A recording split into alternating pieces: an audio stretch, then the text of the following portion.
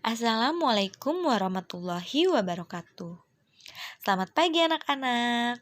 Semoga kalian semua masih dalam keadaan sehat walafiat dan masih tetap semangat mengikuti pembelajaran. Pada hari ini kalian memasuki tema 6, subtema 1, pembelajaran ketiga. Selamat mendengar dan menyimak penjelasan dari Ibu ya. Coba perhatikan gambar di bawah ini. Apakah kamu memiliki buku yang serupa dengan buku pada gambar tersebut? Tentunya punya ya.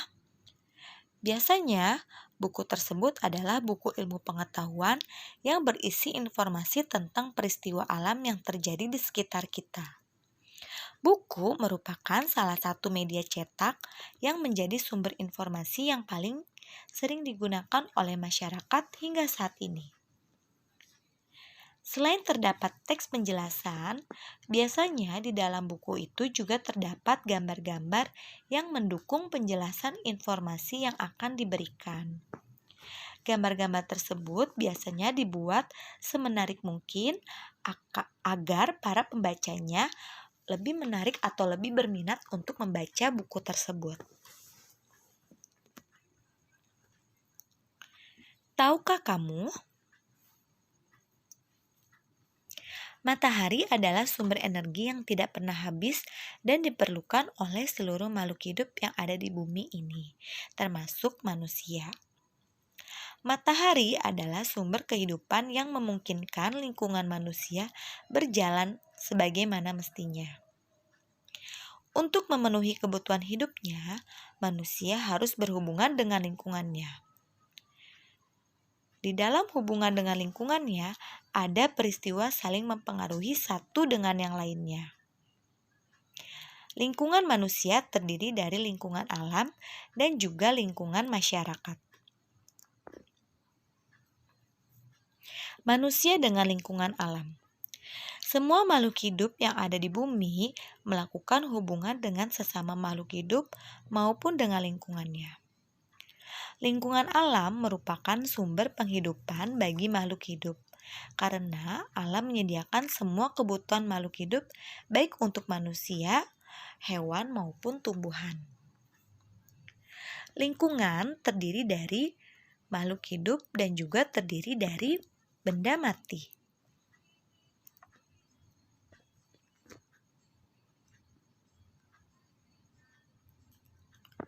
Benda mati dan makhluk hidup saling mempengaruhi antara satu dengan yang lainnya, bahkan antara keduanya pun saling berkaitan. Benda mati terdiri dari air hujan,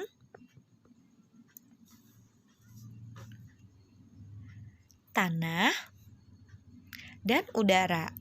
Sedangkan makhluk hidup terdiri dari manusia, hewan, dan tumbuhan. Hubungan antara benda mati dan makhluk hidup adalah jenis tanah, suhu dan curah hujan di suatu tempat dapat mempengaruhi jenis tanaman yang tumbuh dan juga dapat mempengaruhi hewan yang berkembang di daerah tersebut. Makhluk hidup juga dapat mempengaruhi benda mati. Contohnya, daerah yang banyak tumbuhannya biasanya akan menyebabkan daerah tersebut terasa lebih sejuk dibandingkan oleh daerah yang lebih sedikit tumbuhannya. Maka daerah tersebut akan terasa lebih panas dibandingkan daerah yang banyak tumbuhannya. Hubungan antara manusia dan lingkungan alam. Hubungan antara manusia dan lingkungan alam dikelompokkan menjadi dua. Yang pertama adalah hubungan yang membuat manusia harus dapat menyesuaikan diri dengan alam, yaitu dengan cara mempelajari peristiwa alam yang ada di lingkungannya. Contohnya, para petani harus menyesuaikan waktu tanam dengan musim hujan agar tanamannya dapat tumbuh dengan subur. Begitu juga dengan nelayan, harus memilih waktu untuk berlayar agar mereka tidak mengalami bencana ketika sedang berlayar. Yang kedua, hubungan yang membuat manusia dapat memanfaatkan alam sekitarnya. Contohnya adalah manusia dapat menanggulangi kemarau panjang dengan cara membuat musim hujan buatan atau membuat hujan buatan. Akibat kemarau panjang dapat menyebabkan penurunan hasil pertanian, sehingga manusia harus membuat hujan buatan dengan bantuan pengetahuan dan juga bantuan teknologi.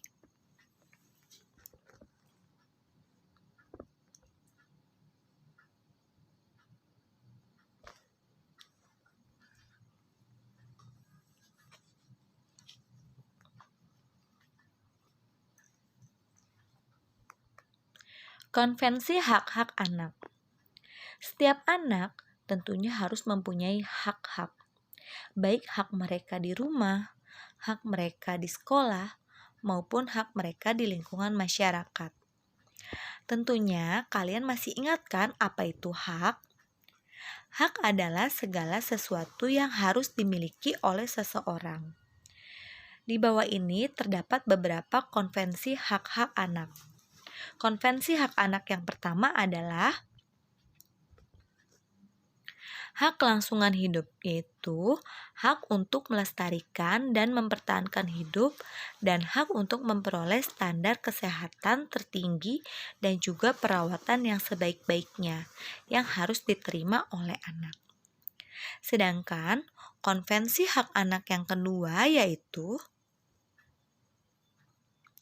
hak perlindungan, yaitu hak perlindungan dari diskriminasi, dari eksploitasi, perlindungan dari kekerasan, dan juga hak perlindungan dari keterlantaran.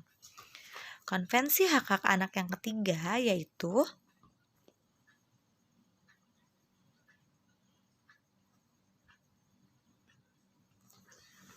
hak tumbuh kembang, yaitu hak untuk memperoleh pendidikan dan hak untuk mencapai standar hidup yang layak bagi perkembangan fisik, mental, spiritual, moral, dan sosial.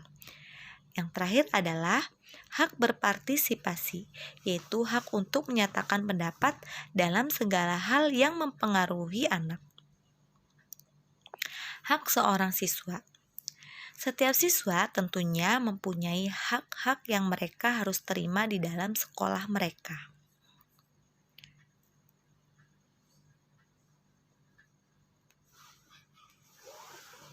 Setiap anak yang belajar di sebuah lembaga pendidikan baik formal maupun non-formal disebut sebagai siswa.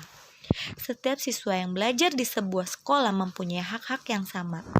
Menurut Peraturan Pemerintah Nomor 28 Tahun 1990, yang dimaksud dengan hak siswa adalah hak untuk mendapat perlakuan sesuai dengan bakat, minat, dan kemampuannya.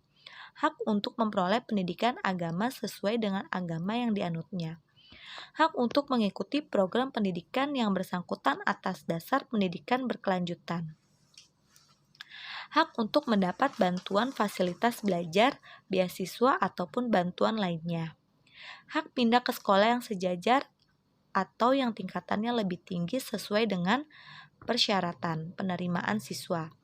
Hak untuk memperoleh penilaian. Hak untuk menyelesaikan program pendidikan lebih awal dari waktu yang ditentukan. Dan hak untuk mendapatkan pelayanan khusus bila mana anak tersebut menyandang cacat.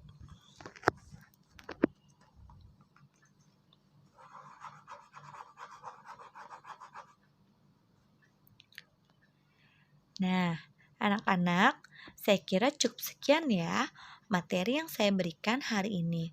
Semoga kalian semua dapat mempelajarinya dengan baik dan dapat bermanfaat untuk kalian. Terima kasih. Wassalamualaikum warahmatullahi wabarakatuh. Tetap jaga kesehatan kalian ya.